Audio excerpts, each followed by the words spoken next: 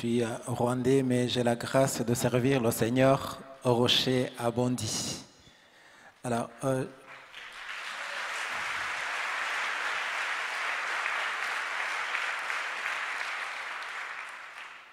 comme nous le venons de l'entendre, vraiment nous avons un Dieu miséricordieux qui nous aime et sans condition et qui nous pardonne sans condition.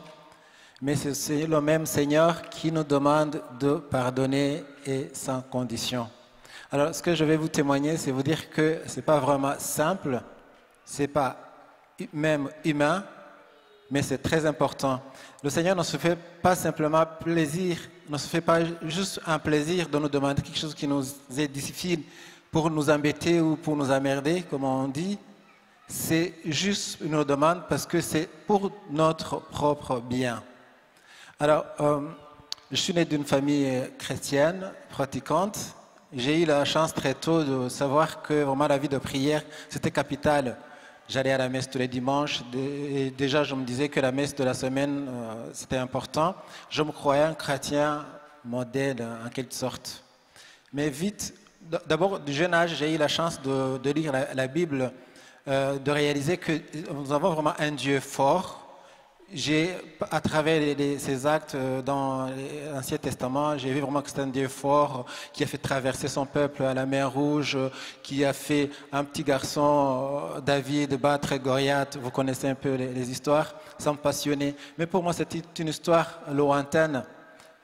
Au niveau historique, 2000 ans, c'était beaucoup. Au niveau géographique, du Rwanda à Israël, c'est loin. Et d'ailleurs, quand on est chez nous en Afrique, tout ce qui n'est pas noir est blanc. D'ailleurs, Dieu est blanc. Donc, il y avait toutes ces différences. Mais quand même, c'était un Dieu d'amour que je priais, que j'aimerais bien voir au ciel.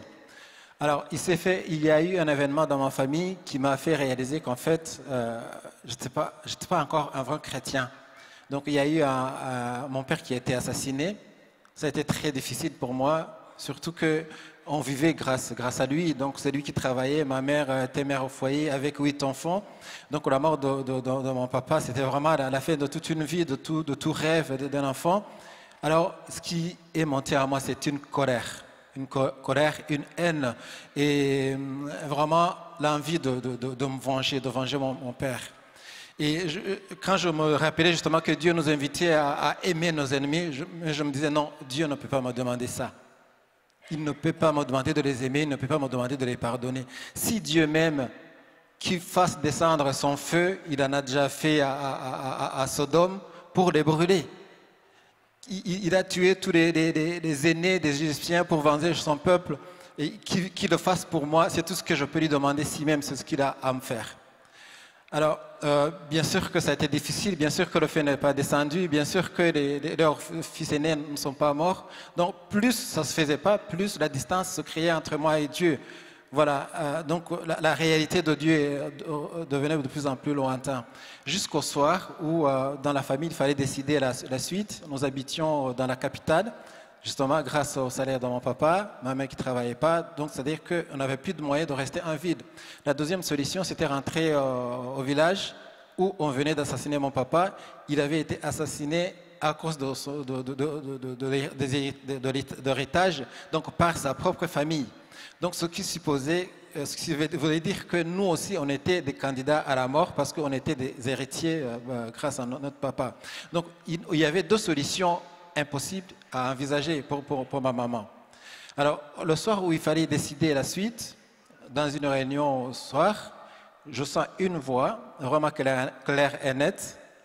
Je suis ton Dieu, vous restez en ville, je vais m'occuper de vous. Alors, pour moi, ça a été... Donc, voir que ce Dieu que je croyais très loin, d'abord ce Dieu fort, capable de tout, qui a créé le ciel et la terre, qui a fait traverser son peuple, la mer à pied sec, il est capable de tout faire pour moi, s'il me l'a dit, il est capable de le faire.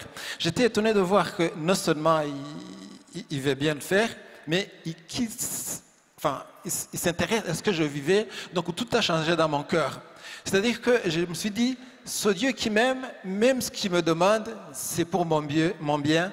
Donc je me suis dit, Seigneur, si tu veux, donne-moi la grâce et la force de les pardonner. C'est vrai, le fait de les avoir pardonnés, ça a changé tout dans mon être. Parce que depuis que j'ai appris la mort de mon papa, je ne mangeais pas, je ne parlais pas. Donc, vraiment, ma vie était arrêtée. Alors, c'est comme si une paix m'a envahi. Tout a changé dans mon cœur. C'est comme si c'est un poids qui était tombé de ma tête. Donc, je me sentais soulagé, je me sentais revivre. Donc, pour vous dire que vraiment, Dieu, il nous demande de pardonner, non seulement pour les autres, mais aussi mais d'abord pour nous. Et j'en ai fait cette expérience.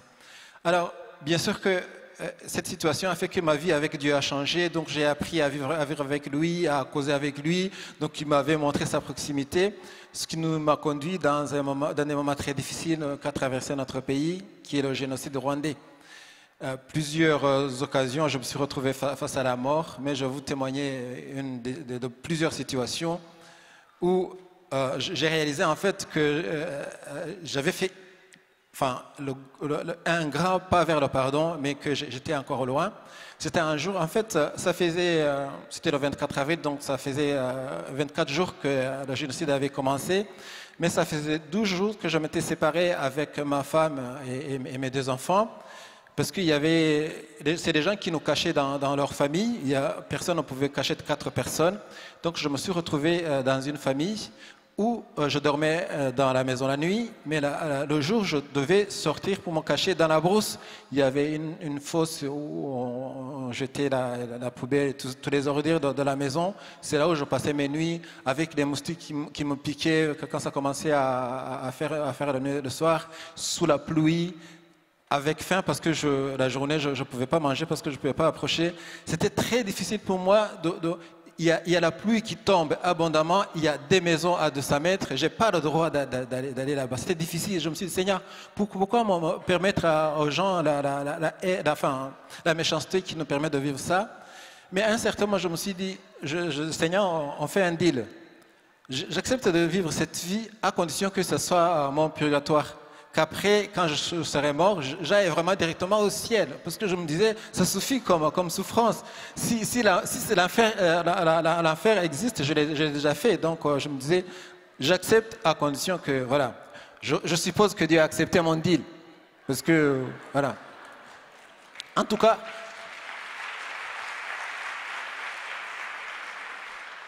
il m'a donné la grâce de vivre cette période dans la paix. Malheureusement pour moi, j'ai été dénoncé, donc j'ai été attrapé. J'ai été conduite à la fosse où on tuait les gens. Et bien malheureusement pour moi, d'abord ils sont passés chez moi pour fouiller ma maison parce qu'on nous accusait d'être des complices. C'est une longue histoire, je ne peux pas vous expliquer la situation. Et ils sont passés chez moi pour fouiller si j'avais pas d'armes, de radio de communication avec les rebelles. Donc après ils m'ont conduit à la fosse. Et malheureusement pour moi, il y avait une famille qui étaient plus qu'amis. Donc nos femmes avaient partagé tout depuis le collège. Et quand ils se sont mariés avant nous, c'est nous qui avons organisé leur mariage. Quand nous sommes mariés, ils ont organisé notre mariage. Quand une de nos femmes allait accoucher, c'est l'autre qui l'accompagnait. Quand ils étaient absents, on gardait leurs enfants. Quand on était absents, ils faisaient pareil. Donc c'était une famille plus qu'amis. Alors j'ai eu le malheur de les croiser à la fosse. Donc on les a tués devant moi. Là, je me dis, Seigneur, là, c'est trop. C'est vrai que j'avais été trop affecté par la mort de mon père, mais je n'avais pas vu en action en train d'être tué. Mais là, je voyais la haine. Ce qui a été plus difficile, c'est leur fils aîné, qui avait 4 ans, qui est tombé. Donc, il avait reçu les balles dans le ventre. Et le ventre s'était ouvert. Quand on l'a soulevé par son pull pour mettre dans la fosse, j'ai vu son ventre ouvert, tout ce qui est intérieur, toutes ces tripes qui étaient dehors, qui traînaient dehors. J'ai dit non, Seigneur, non. J'ai même pas envie que tu viennes à moi les pardonner. C'est trop simple. D'ailleurs, c'est injuste de me demander ça. C'est injuste de demander que j'accorde mon pardon à ces gens-là. Voilà, c'est trop simple, c'est trop facile. On dit non, pas question. Alors justement, une voix me dit, bah, tu avais dit que tu avais fait tu ne voulais pas passer ailleurs que aller directement au ciel. Si tu ne pardonnes pas, tu vas partager avec l'enfer. Je n'avais pas envie. Un deuxième élément qui m'a touché, c'est de penser que là où ma femme était, parce qu'elle était cachée quelque part, et il y a ma fille aînée de 2 ans et demi était cachée quelque part, peut-être qu'eux iront au ciel. Je me voyais mal déjà, j'étais séparé avec eux. Je me voyais mal, encore une fois, être séparé par le ciel et l'enfer. Je me dis, Seigneur, je n'ai pas envie de tout rater, et le ciel, et ma femme et mes enfants. Viens les pardonner. Après les avoir pardonnés, mets en moi ton pardon. Et je vous assure, frères et sœurs, Dieu est fidèle et il est délicat. Et dans quelques secondes, même pas des minutes, j'ai senti vraiment une paix qui m'a envahi, une joie. Parce que je me disais, peut-être même si je meurs, c'est le ciel qui m'attend. Je les ai pardonnés. J'ai même eu la grâce vraiment de commencer à prier pour leurs âmes qui allaient tout droit vers l'enfer. Parce qu'à un certain moment, j'ai eu la grâce de voir qu'ils étaient pauvres, pauvres d'amour, qui n'avaient rien. Et j'ai eu pitié d'eux. J'ai continué à prier. D'ailleurs, jusqu'à maintenant, je ne sais pas ce qu'ils sont devenus, mais je continue à les porter dans ma prière. Alors, justement, après les avoir pardonnés, donc, au même moment, il y a celui qui devait me tuer qui m'a poussé vers la fosse justement pour me tuer. Il m'a mis son fusil contre la tête. Je sens toujours la chaleur de son canon parce que c'est lui qui venait de tirer sur ces gens-là. Il a chargé, donc il lui restait juste à appuyer sur la gâchette.